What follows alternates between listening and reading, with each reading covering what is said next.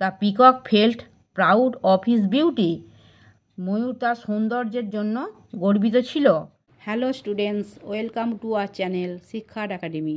আজ আমরা activity 3 now look again at the sentences in activity 2। এখন অ্যাক্টিভিটি 2 এর বাক্যগুলি আবার দেখো। Put them in correct order to frame a story. একটি গল্প ফ্রেম করার জন্য তাদের সঠিক ক্রমে রাখো। The peacock lived in a forest. ময়ূর একটি বনে বাস করত। The peacock felt proud of his beauty. ময়ূর তার সৌন্দর্যের জন্য গর্বিত ছিল। The peacock met a crane in the lake by chance. ঘটনাক্রমে হ্রদে একটি সারসের সাথে ময়ূরের দেখা হয়েছিল। The peacock mocked at the crane. ময়ূর সারসকে উপহাস করেছিল। The crane taught him a good lesson. সারস তাকে একটি ভালো পাঠ শিখিয়েছিল। The peacock went away ashamed. ময়ূর লজ্জা পেয়ে চলে গেল। Activity 4 in the text you will find some underline words. টেক্সটে তুমি কিছু আন্ডারলাইন করা শব্দ পাবে। Some of them end with ED.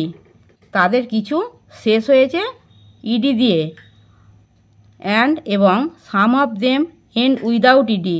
এবং তাদের কিছু শেষ হয়েছে ইডি ছাড়া। Make a list of them. তাদের একটা তালিকা তৈরি করো। One is done for you. তোমার জন্য একটা করে দেওয়া হয়েছে।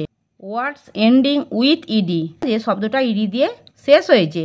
আর ওয়ার্ডস এন্ডিং উইদাউট ইডি। যে শব্দটা ইডি ছাড়া হয়েছে। দেখো এখানে দেখো, এখানে লাস্ট অক্ষরগুলো আর ওই ওয়ার্ডের শেষে ইডি দিয়ে শেষ হয়েছে। যেমন লুকড, মকড, লিভড, রিপ্লাইড, মারমার্ড, ইউজড। এখানে দেখো ইডি ছাড়া শেষ হয়েছে। কেম, স, ফেল্ট, ওয়েন্ট, স্প্রেড, সেড। এ লাস্টে একটা ইডি দিয়ে শেষ হয়নি। দেখো সব ইডি ছাড়া শেষ হয়েছে। B, write 6 words of your own. 6টা শব্দ লেখো তোমার নিজের মতো। রিমেম্বার, মনে রাখো, the word should end with ED. শব্দটা ইডি দিয়ে শেষ হওয়া উচিত। One has been done for you. তোমার জন্য একটা করে দেওয়া হয়েছে। যেমন দেখো ওই ওয়ার্ডগুলো দেওয়া হয়েছে, এগুলো ইডি দিয়ে শেষ হবে। একটা করে দিয়েছে হেল্পড। এরকম দেখো saved, played, opened, wanted, weighted.